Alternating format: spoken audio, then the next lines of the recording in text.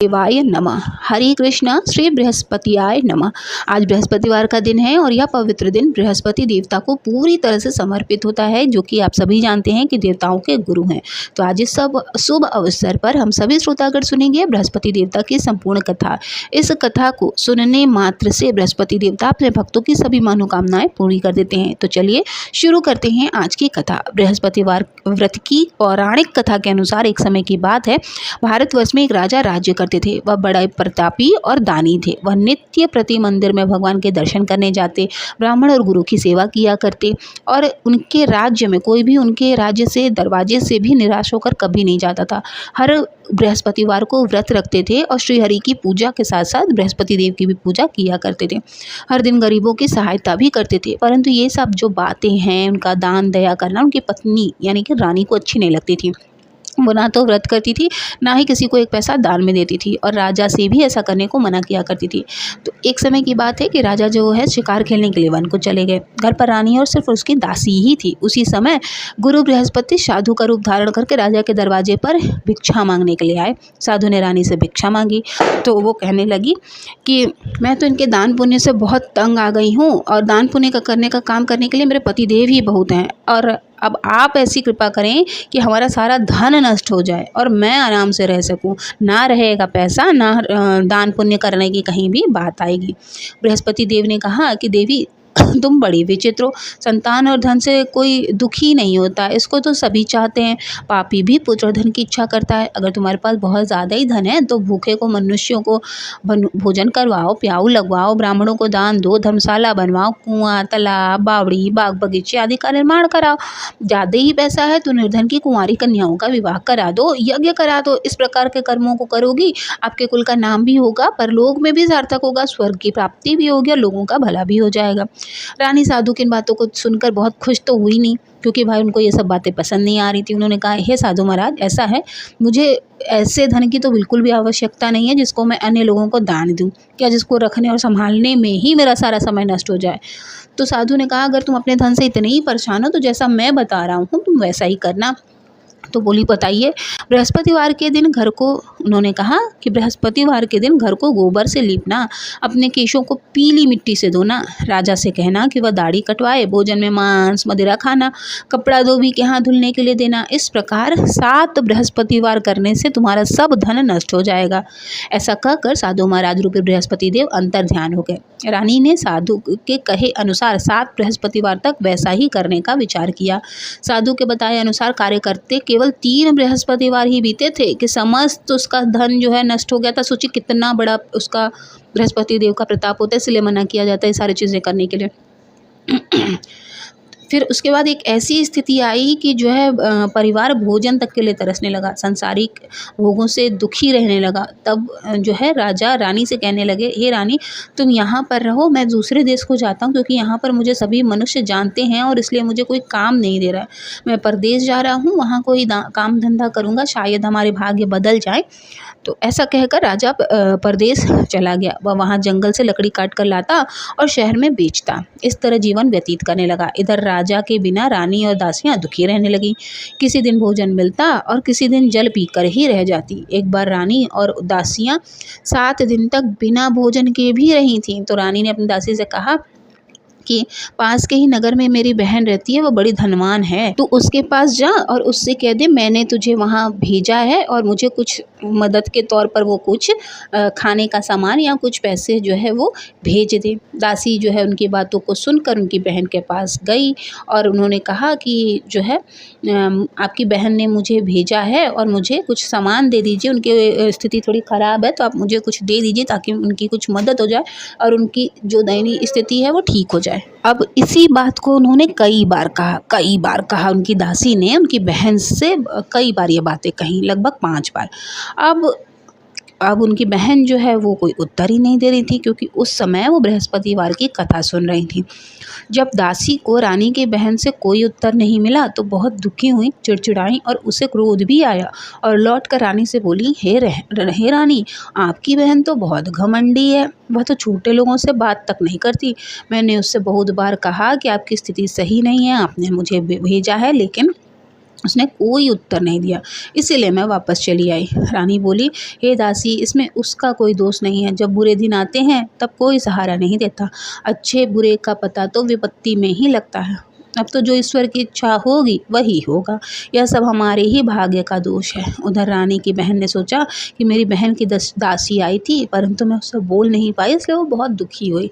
अतः कथा सुनकर और भगवान विष्णु भगवान का और बृहस्पति देव की पूजा समाप्त करके वो अपने बहन के घर आई और कहने लगी, हे बहन, मैं बृहस्पतिवार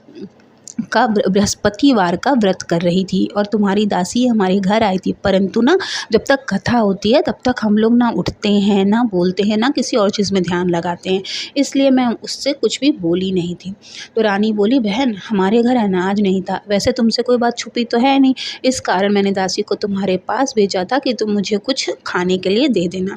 रानी की बहन बोली, बहन देखो, बृहस्पति भगवान सबकी मनोकामनाएं पूर्ण कर देते हैं। उनकी कृपा से आपका घर फिर से वापस भर जाएगा। आपको किसी से कुछ भी मांगने की ज़रूरत नहीं पड़ेगी। आपको बस जो है उनकी पूजा अर्चना करते रहना है। इसके बाद तो रानी अपनी बहन से बोलती है, देखो, तुम सारे बर्तन हमारे चेक कर लो, तो उनमें तुम्हें कुछ भी खाने के लिए दिखेगा नहीं। तो वैसे हमको जब अन्न मिलता ही नहीं तो अब हम रोज़ व्रत ही तो करते हैं। तो उनकी बहन ने बताया कि नहीं दीदी, आप बृहस्पतिवार का व्रत जैसे मैं बता रही हूँ वैसे करिए। बृहस्पतिवार को सूर्योदय से पहले उठकर स्नान कर लीजिए। बृहस्पतिवार का व्रत करना चाहिए, लेकिन उस दिन सिर नहीं धोना चाहिए। बृहस्पतिवार के व्रत में चने की दाल और मुनक्का से विष्णु भगवान का केले के वृक्ष की जड़ में पूजन करें तथा दीपक जलाएं। उस दिन एक ही बार हो सके तो भोजन करें। भोजन में पीले सामान का इस्तेमाल करें, कथा सुने, भगवान की पूजा करें, दोनों समय आरती जलाएं। और ऐसा करके आप जो है अपना पूरा दिन श्री हरि के और बृहस्पति देव की स्मरण में पूरा दिन आपका बिता दें। अब जो है बृहस्पतिवार आया तो उन्होंने व्रत रखा। गुड़ साल में जाकर चना और गुड़ बिन लाई तथा उसकी दाल से केले की जड़ तथा विष्णु भगवान का पूजन किया। अब पीला भोजन कहाँ से आए, दोनों बड़ी दुखी हुई, परंतु उन्होंने व्रत किया था, इस कारण बृहस्पति देव भगवान प्रसन्न थे। एक साधारण व्यक्ति के रूप में वो 2 थालों जो है पीला भोजन लेकर आए और दासी को देकर बोले, दासी, यह भोजन तुम्हारे और रानी के लिए, तुम दोनों कर लेना। दासी भोजन पाकर बहुत प्रसन्न हुई और रानी से बोली, जी भोजन कर लीजिए। रानी को भोजन आने के बारे में कुछ पता नहीं था, इसलिए वो दासी से बोली, तू ही भोजन कर, क्यों तू व्यर्थ में हमारी हंसी उड़ाती है। तब दासी बोली, रानी, एक व्यक्ति भोजन दे गया है। तब रानी कहने लगी, वो भोजन तेरे लिए ही देकर गया होगा, तू ही भोजन कर। दासी ने कहा कि वह व्यक्ति हम दोनों के लिए देकर गया है, इसलिए मैं आप और हम दोनों ही साथ साथ भोजन ही कर लेंगे। तो फिर दोनों ने गुरु भगवान को नमस्कार कर भोजन किया। उसके बाद से वे प्रत्येक बृहस्पतिवार को गुरु भगवान का व्रत और पूजन करने लगी। बृहस्पति भगवान की कृपा से उनके पास धन हो गया, परंतु रानी फिर पहले की तरह ही आलस करने लगी। तब दासी बोली, देखिए रानी, आप पहले भी इसी तरह से आलस करती थी, आपको धन रखने में कष्ट होता था, इस कारण हम लोगों का सारा धन नष्ट हो गया था। अब गुरु भगवान की कृपा से धन मिला है तो फिर आलस क्यों कर रही हैं? बड़ी मुसीबतों के बाद तो हमने इसे पाया है, इसलिए हमें दान पुण्य करना चाहिए, भूखे मनुष्यों को भोजन करवाना चाहिए। और जैसा याद है आपको एक साधु महात्मा ने कहा था, उसी तरह के कार्य हमें करवाने चाहिए। कुंवारी कन्याओं का विवाह करवाते हैं, धन को शुभ कार्यों में खर्चा करते हैं, जिससे कि हमारे कुल का यश बढ़ेगा और हमें स्वर्ग की प्राप्ति होगी और हमारे पितृ भी प्रसन्न होंगे। दासी की बात सुनकर रानी के मन में यह बात आई कि सही कह रही है। इसी प्रकार के उन्होंने कार्य करना प्रारंभ कर दिए। जिस प्रकार उनका यश खराब हुआ था, ठीक उसी तरह से उनका काफ़ी यश फैलने लगा। एक दिन रानी और दासी आपस में विचार करने लगी कि न जाने राजा किस दशा में होंगे और उनकी कोई खोज खबर नहीं है। उन्होंने बृहस्पति देव से प्रार्थना की और तब भगवान ने रात्रि में राजा को स्वप्न में आकर कहा, राजा उठ, तेरी रानी तुझे याद कर रही है, अब अपने देश को वापस लौट जा। राजा प्रातःकाल उठकर जंगल से लकड़ियां काटकर लाने के लिए जंगल की ओर चल पड़े। जंगल से गुजरते हुए वो सोचने लगे कि रानी की गलती से उसे कितने दुख भोगने पड़े हैं। राजा राजपाट छोड़कर जंगल में आकर रहने लगे। जंगल से लकड़ियाँ काटकर उन्हें बेचना भी पड़ा और उसी में गुजारा करना पड़ा। उस समय जंगल में बृहस्पति देव एक साधु का रूप धारण करके आए और राजा के पास आकर बोले, हे लकड़हारे, तुम इस शमशान जंगल में किस बात की चिंता करे बैठे हो, मुझे ये बताओ। यह सुनकर राजा की आंखों में आंसू भर आए और उन्होंने साधु को प्रणाम करके बोला कि हे प्रभु, आप सब कुछ जानने वाले हैं। ऐसा कहकर राजा ने साधु को अपनी संपूर्ण कथा सुना दी। महात्मा बहुत दयालु होते हैं, इसलिए वे राजा से बोले, हे राजा, तुम्हारी पत्नी ने बृहस्पति देव के प्रति देखो अपराध किया था, जिसके कारण तुम्हारी ये दशा हो गई है। लेकिन अब तुम किसी भी प्रकार की चिंता मत करो, भगवान ने तुम्हें पहले से भी अधिक धन दे दिया है। उसकी देखभाल करो, दान दक्षिणा करो, और देखो अब तुम्हारी पत्नी ने भी बृहस्पतिवार का व्रत करना प्रारंभ कर दिया है। अब तुम भी बृहस्पतिवार का व्रत करके चने की दाल और गुड़ जल के लोटे में डालकर केले का पूजन करो और फिर कथा सुनो। भगवान तुम्हारी सारी मनोकामनाओं को पूर्ण करेंगे। साधु को प्रसन्न देखकर राजा ने बोला, हे प्रभु, मुझे लकड़ी बेचकर इतना पैसा तो मिलता नहीं कि मैं भोजन के उपरांत भी कुछ बचा सकूं और पूजा में उसको लगा सकूं। मैंने रात्रि में अपने रानी को व्याकुल देखा है, मेरे पास कोई साधन नहीं जिससे मैं उसका समाचार जान सकूं। फिर मैं बृहस्पति देव की क्या कहानी कहूँगा, मुझे तो कुछ भी नहीं मालूम है। साधु ने कहा, हे राजा, तुम किसी भी बात की चिंता मत करो। बृहस्पतिवार के दिन तुम रोजाना की तरह लकड़ियाँ लेकर शहर में जाओ, तुम्हें रोज से 2 गुना धन प्राप्त होगा, जिससे तुम भली भांति भोजन कर लोगे और बृहस्पति देव की पूजा का भी सामान आ जाएगा। उन्होंने ठीक वैसा ही किया।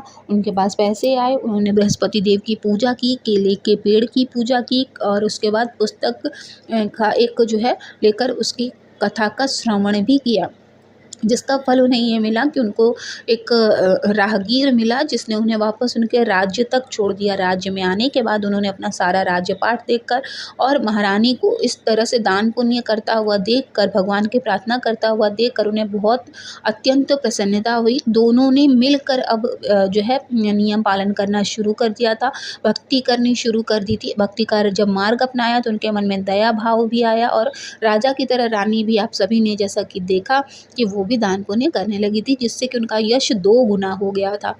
तो इस तरह से कथा सुनने मात्र से भी बहुत लाभ होता है। तो आई होप कि आप सभी को वीडियो अच्छी लगी होगी।